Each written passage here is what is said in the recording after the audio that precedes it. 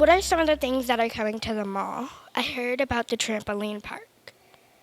Well, let me show you a picture, okay? Okay. Because I just got this today, and it's huge. It's going to take care of most of what used to be Sears, and there's going to be upwards of 200 trampolines, ninja park, hexagon, basketball, sponge pits.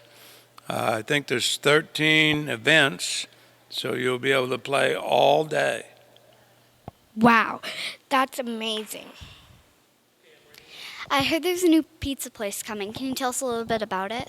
Well, we're going to put it right next to Chopsticks, and they've been in there working for about a week now. They're getting their equipment ready. Hopefully by the first of the month, we'll be open, and I know he's going to make homemade dough, so it should be tasty. And then right next to it, we're going to have, it's going to be called Silly's Sweets, and they're going to have specialty candy and baked goods. So we're going to have all kinds of goodies to eat. That sounds delicious.